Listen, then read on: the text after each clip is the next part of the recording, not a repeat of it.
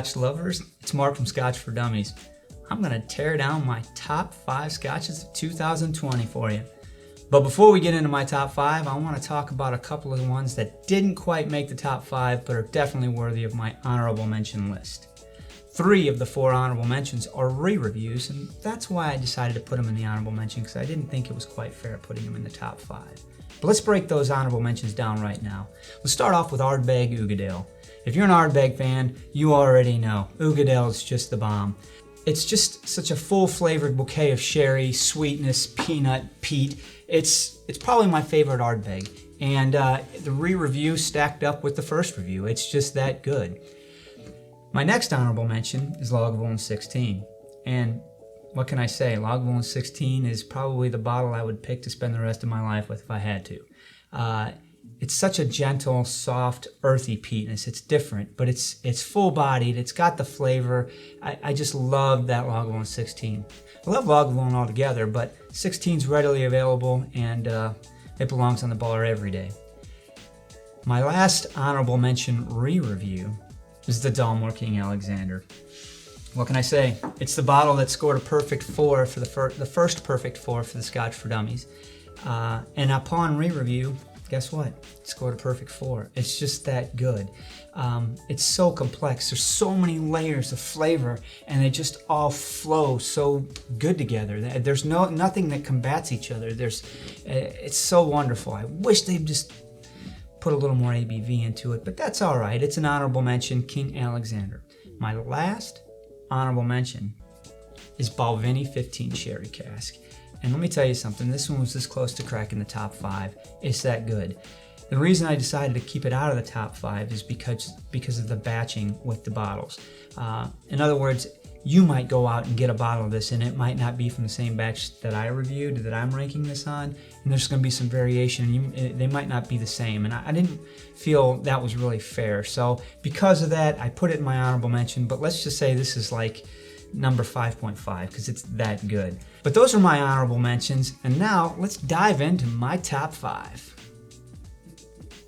Coming in at number 5 from my top 5 of 2020 is Glenmorangie, A Tale of Cake. $100 give or take, 46% ABV. This thing just got released not too long ago, maybe a month. I gotta be honest, I'm not really keen on the name for a whiskey, but it's pretty good. It's really unique. It's got a unique wine finish. It actually has a lot of pineapple notes in it. It's much lighter than I anticipated from the nose. And it's really kind of just an odd Scotch. It's fun. It brings something new to your glass, and that's why it cracked into my top 5.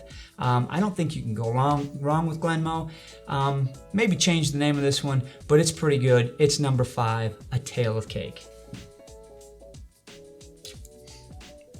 Coming in at number 4, it's the Balvenie 12 Sweet Toast American Oak. Now this is a $75 plus or minus a little bit bottle, 43% ABV, but it's a Balvenie, so you kind of know what you're getting right there. It evolves a lot in the glass.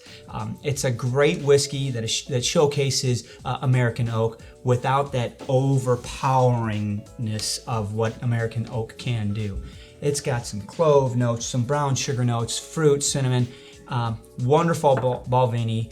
I liked it just a hair more than that 15 Sherry Cask. Believe me, I kind of struggled with that one, but I'm going with number 4 of 2020, Balvenie 12 Sweet Toast American Oak. Number 3 in my top 5 for 2020 is Bladnoch 15 Adela. Now, I gotta be honest, I'd never had a Bladnoch before this year. I actually didn't have any experience with Lowlands.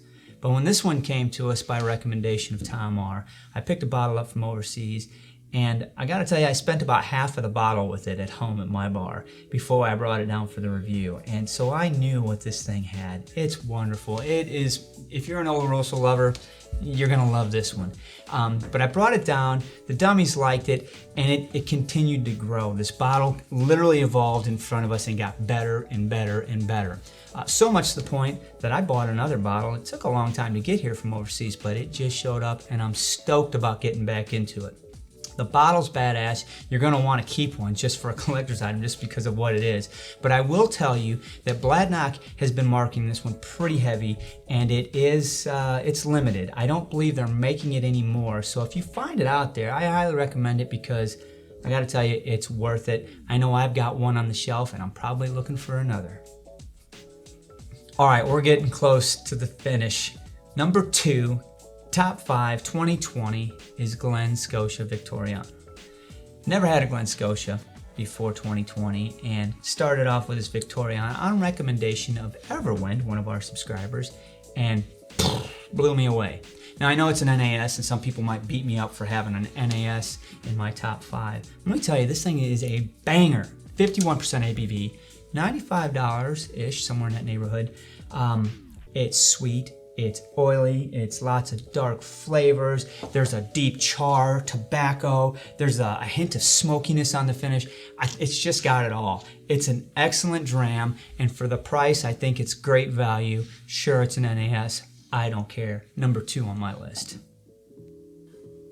I'd like to sit here and ponder and maybe think that I didn't know what my number 1 was, but if you watch Scotch for Dummies, you probably knew that my number 1 was picked back in January of 2020. I even called it out in the review saying, geez, I think this one's going to be it. My number 1 of 2020 hails from Glengyle down in Campbelltown. Now, if you know what whiskey they produce, you already know what I'm going to say.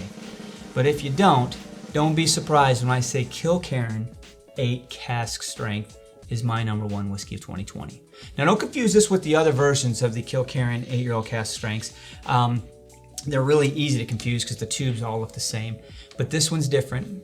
One way to tell the difference, it's 57.1% ABV. Oh, and the color, you're not gonna miss that. This is a sherry bomb from Campbelltown that's just gonna blow you off the planet. It's about a $70 plus or minus bottle. Really not available overseas in Europe anymore. Just now getting here to the States, so be on the lookout. Wouldn't be surprised if I saw that price start jacking up as the supplies go down, but you do not want to miss this one. My number 1 of 2020, without a doubt, is Kilkerran 8 cask strength. So that's my top 5 of 2020. I'm looking forward to what 2021 brings and hoping that a lot of good whiskeys come our way. I'm sure there'll be a good 5 or 6 that blow us away. But it's been a great year. Thank you so much for your support and watching our channel. Happy holidays and Happy New Year.